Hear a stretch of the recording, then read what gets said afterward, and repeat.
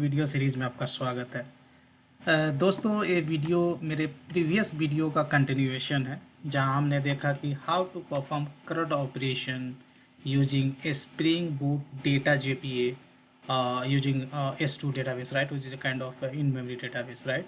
और एक CRUD operation हमने परफॉर्म किया था, उसके लिए अलग अलग मेथड्स लिखा था, right, create, read, update and delete के लिए। और आप देख सकते हो कि ये जो बूटस्ट्रैप क्लास है, right, you can see bootstrap class में सारे कोड हमने लिख डाला था, right. This is kind of हमने खिचड़ी कर दिया है, right. So we want some kind of segregation. जैसे हमारे पास रिपोजिटरी है, राइट, उसी तरह से हमें सर्विस लेयर भी क्रिएट करना चाहिए। और ये सारे कोड जो मेथड्स हमने लिखा है, राइट, इसको सर्विस लेयर में हमें मूव कर देना चाहिए, right. And that's how basically we can do the kind of code refactoring for better maintenance, right. तो हम क्या करते हैं कि एक क्लास क्रिएट करते हैं। यूँ तो हमें इंटरफेस क्रिएट करना चाहिए, फिर इस इंटरफेस को इम्प्लीमेंट करने वाला एक क्लास क्रिएट करना चाहिए। लेकिन मैं अभी as of now I am going to keep very simple. Future में हम इसे रिफैक्टर करेंगे और भी बेटर वे में। अभी हम एक क्लास क्रिएट करते हैं, और किस पैकेज में, डॉट सर्विस में। So I am going to kind of create a service layer, और यूजर सर्विस में लेता हूँ, राइट, यूजर सर्विस। गाइज, यदि आपने मेरा प्रीवियस वीडियो नहीं देखा है तो please I request you to go and watch my previous video tutorial, नहीं तो आपको समझ में नहीं आएगा कि मैं कर क्या रहा हूँ, ठीक है ना। This is my humble request from you. अब जो भी यहाँ पर हमने कोड लिखा है उसे मैं यहाँ से कट करता हूँ सारे कोड को, जो बेसिकली प्राइवेट स्टैटिक मेथड है, right, that I am going to dump into the service layer, right, here. और ये चूँकि सेपरेट क्लास है, इसको एज ए स्प्रिंग बीन मैं रजिस्टर करना चाहता हूँ एप्लीकेशन कॉन्टेक्स्ट में। तो ये सर्विस लेयर है, तो इसको हमें ऑनोटेट करना होगा ऐट सर्विस से, right, so that instance of this class will be created and that will be registered to the application context, right. अब यहाँ जो हम कर रहे हैं, तो ये आप देख रहे हो कि हर जगह ये ऑब्जेक्ट पास कर रहा हूँ मेथड में। This is not good way to do this. इसको क्या करना है, सिम को यहाँ इंस्टेंस लेवल पर इसको डिक्लेयर कर देना है, प्राइवेट, राइट, ऐसे डिक्लेयर कर देना है। अब हर जगह ये हमें यूज करना है, और जहाँ जहाँ मेथड ये एज ए पैरामीटर लेता है, और यहाँ भी कुछ रिफैक्टरिंग करेंगे। मेथड का नाम क्या है, डिलीट यूजर बाई आईडी। तो user ID we have to take from the user, right, जो कॉलर है वो भेजेगा, तो यहाँ हार्ड कोड करना नहीं है, right. Now it's looks good, right. तो इस तरह से रिफैक्टरिंग हम लोग करते जा रहे हैं। अब और ये टॉप लेवल पर सिर्फ रहेगा, राइट। नाउ सेम, हाँ, और जो भी मेथड है प्राइवेट स्टैटिक है, सबको पब्लिक कर दो। स्टैटिक हटा देते हैं, पब्लिक कर देते हैं, right, so that it will be accessible from anywhere, right. तो रिप्लेस कर देते हैं, व्हाट है, और इसको हमें रिप्लेस करना है पब्लिक से, राइट। जहाँ भी मिलता है फाइंड रिप्लेस करते जाए, सभी को पब्लिक स्टैटिक को हटा के और सब जगह हम पब्लिक मेथड कर दिए, right. Now this method you can C looks very very neat and clean, right. Similarly ये जो है यूजर रिपोजिटरी मेरे को नहीं चाहिए मेथड का नाम क्या है, update user age by ID। तो basically I will ask to the client, hey send me the user ID, for that you want to update the age and send me the new age as well है, जिसे update करना है। तो इसको भी hard code आपको नहीं करना है, right. Now this looks good, right. उसी तरह से फाइंड ऑल यूजर्स है, right. So find all users basically क्या करता है, बेसिकली जितने भी यूजर लिस्ट होगा डेटाबेस है उसको फेच करके और बेसिकली क्लाइंट को रिटर्न भेजना चाहिए, right. And I am not going to print all the users, but just I am going to send to the client, right. Client को यहाँ रिटर्न कर दो। आप रिटर्न करोगे तो ये इसका मेथड रिटर्न टाइप चेंज होगा, right. Method return type iterable user देता हूँ, right. Look at the method signature, कितना इम्प्लीमेंटेशन कितना क्लीन दिख रहा है। उसी तरह है find user by ID, right. So simply you need to ask to the user, send me the user ID, for that you want to retrieve information from the database, right. और find user by ID है, तो क्या करना है आपको, user information database से retrieve करके और सेंड कर देना है। तो you have to change this return type, right. Pretty simple. अब क्रिएट यूजर है राइट, क्रिएट यूजर में क्या करना है आपको, यूजर जो क्रिएट यूजर्स है right, multiple user information you are getting from the user right. सो यहाँ आपको यूजर लिस्ट यहाँ पे देना होगा राइट, हाइट से या आइटरेबल कर सकते हैं, what I think user list, ठीक है लिस्ट ही दे देते हैं लिस्ट, और लिस्ट है user, I would say user list right, that I'm supposed to get from the client right, client has to send। अब मैं ये चूँकि कट करके पेस्ट कर देता, I don't want to lose this code, तो मैं यहाँ जाता हूँ, यहाँ मैं I would say private static list of users, user list, I would say get user list. Ultimately ये मेथड्स मैं क्लाइंट प्रोग्राम से कॉल करने जा रहा हूँ right। So I'll keep as it is this code, private method now, फिर से service layer में जाते हैं राइट। तो आप देख सकते हो कोड कितना नीट एंड क्लीन है गाइस। तो क्रिएट यूजर्स है राइट, यूजर क्रिएट करने के बाद ठीक है, यहाँ हम इटरेट करके प्रिंट भी कर रहे हैं, नॉट ए प्रॉब्लम राइट। इतना कोड रहने देते हैं। लॉगिंग, लॉग में आपको लॉगर्स होता है, उसमें आप ये लॉग कर सकते हैं कि यूजर क्रिएट हुआ है ना। अभी सिंपल SOP में हम प्रिंट कर रहे हैं। उसके बाद सिंगल यूजर क्रिएशन है right, that we can take it out and here I would say user right, simple single user creation है। और इसके लिए भी हम क्लाइंट प्रोग्राम में जाएंगे, यहाँ जो है, और आई would say private user gate user right, get user, and this guy is going to return, just creating a user instance, setting all the values and returning right। तो आप देख सकते हो कि कोड रिफैक्टरिंग के बाद एक कोड कितना अच्छा लग रहा है देखने में।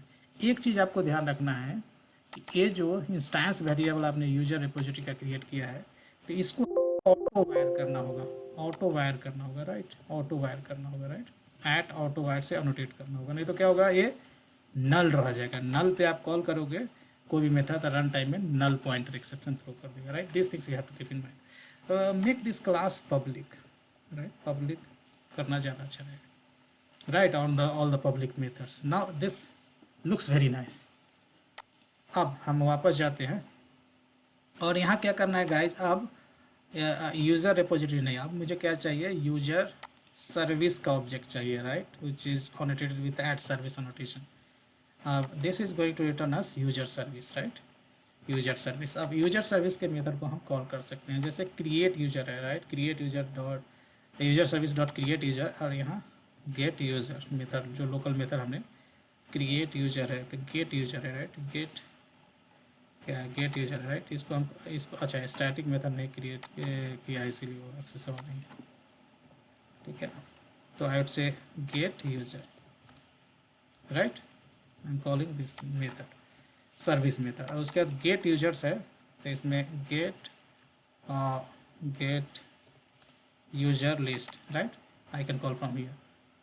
ऑफ कोर्स आपको इंस्टेंस का, चूँकि इंस्टेंस मेथड है तो इंस्टेंस का यूज करके आपको कॉल करना है। उसके बाद find user by ID right, तो find user by ID, user ये करना है, find user by ID pass करना है, जो उसका इन्फॉर्मेशन आप ये टाइप करना चाहते हैं, जैसे कि 2 से एम्प्लॉय सॉरी यूजर आईडी 2 का इन्फॉर्मेशन है, that I would like to retrieve so right. इसको प्रिंट कर दो SOP में, यहाँ जब क्लाइंट से रिटर्न आएगा तो,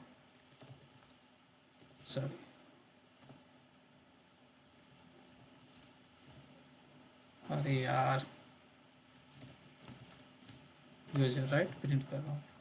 उसी तरह से ये क्या है, फाइंड और find users right, find users का देखोगे सिग्नेचर क्या है, लेट मी कॉल दिस, ये पूरा लिस्ट आपको रिटर्न करता होगा, आइटरेबल ऑब्जेक्ट रिटर्न करता है राइट, पूरा आइटरेबल। इसका रिटर्न टाइप देखो तो आइटरेबल है right. So directly you can print in the client program, for each loop print कर सकते हैं, system dot out and method reference यहाँ देना है राइट।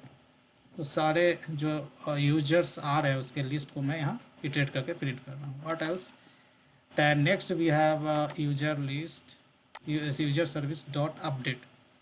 तो यहाँ पे आईडी, लेट्स से कि user whose ID is 1, I would like to update his age right, user जिसका आईडी 1 है उसका एज मैं अपडेट करना चाहता हूँ, right.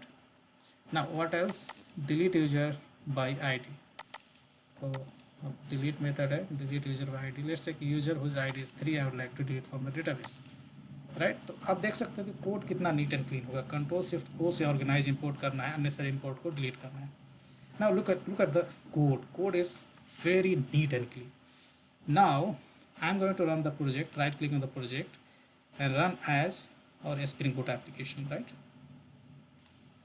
Now you can see now everything should work as it is, right? जैसे पहले काम करता था वैसा काम करना चाहिए, right? Now console does not throws any error, that means जो भी refactoring किया है ये up to the mark है।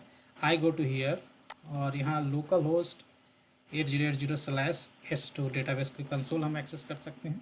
ये प्रीवियस एक्सेस किया, इसका क्लोज करता हूँ। उसका test connection it is saying success and connect, और यूजर टेबल है, इसको क्लिक करता हूँ, रन करता हूँ। तो हियर कैसे there is only 2 record, right, क्योंकि record with ID 3 I have deleted, right.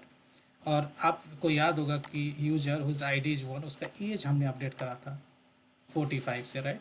And all those investigation you can do on the console, right. Console में जाकर आप देख सकते हो कि पहले उसने सीक्वेंस टेबल को डिलीट किया है, उसका सीक्वेंस क्योंकि टेबल सीक्वेंस यूज करता है, राइट, प्राइमरी की जनरेशन के लिए। उसका DDL क्वेरी फायर हुआ, डेटाबेस टेबल क्रिएट हुआ। उसके बाद सीक्वेंस से प्राइमरी की जनरेट हुआ, उसका पहला इंसर्शन फर्स्ट एम्प्लॉय नहीं, फर्स्ट यूजर को इंसर्ट करने के लिए, और जो भी यूजर इंसर्ट हुआ उसका इन्फॉर्मेशन हम कोड में डिस्प्ले कर रहे हैं वो है।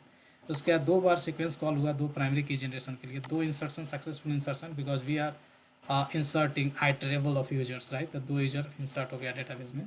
उसके बाद I think we are doing the kind of select operation with user 2, right. उसके बाद फिर सेलेक्ट ऑल यूजर्स, राइट, उसके लिए है क्वेरी। टोटल 3 यूजर्स है, तीनों यूजर को हमने सेलेक्ट किया। उसके बाद I think we are doing kind of select user by ID, तो उसके लिए है। उसके बाद हम लोग यूजर का एज अपडेट कर रहे हैं, राइट। तो हमने पहले भी कहा था कि जब भी आप कुछ अपडेट करेंगे तो डेटा स्प्रिंग डेटा जेपी या हाइबरनेट क्या करता है, पहले सेलेक्ट ऑपरेशन फेच करता है, फिर अपडेट ऑपरेशन करता है, right. Now last but not the least delete operation. Delete में भी पहले हाइबरनेट या स्प्रिंग डेटा जेपी है, पहले सेलेक्ट करता है, राइट, उसके बाद डिलीट ऑपरेशन। तो डिलीट हमने करा था user with ID 3, so that got deleted from the database. So everything is working as expected, guys. तो गाइज इसमें मैं सारे फाइल्स को फिर से एक्सप्लेन नहीं कर रहा हूँ, अदरवाइज जो मेरे प्रीवियस व्यूअर हैं वो they will feel very irritating कि एक ही चीज़ को बार बार कर रहे हैं, राइट। तो गाइज यहाँ पे हमने काइंड ऑफ रिफैक्टरिंग इसलिए किया है कि नेक्स्ट वीडियो में मैं आपको बताऊँगा कि how to do the kind of exception handling in the service layer, right. So जैसे बहुत सारा एक्सेप्शन हो सकता है, जैसे यूजर क्या है, यूजर लेट्स से कि wants to delete some user information with ID 30 और 30 user with ID 30 doesn't exist in the database, so you have to return the proper error message, right, to the user, right, meaningful message. तो इस तरह के exception handling वगैरह कैसे करेंगे, that's why I wanted to segregate this code, or I wanted to put this I wanted to basically add a service layer code, right, ताकि exception handling बहुत अच्छा से हम कर सके, right, and that's how basically you work in the industry, right। Industry में इस तरह से करते हैं। नो मतलब सेग्रीगेशन इसलिए होता है कि कोड को मेंटेन कर सके, मिनिमल चेंजेज हो सके, और यदि एक जगह पे चेंज करते हो तो दूसरे जगह पर कोड ब्रेक ना हो, ठीक है ना। More and more generic code we try to write, right, क्योंकि मेंटेनेंस कम होगा इससे और मिनिमल प्लेसेस पर चेंजेज होंगे, राइट। तो दोस्तों वीडियो देखने के लिए बहुत बहुत धन्यवाद और मिलते हैं अगली वीडियो में।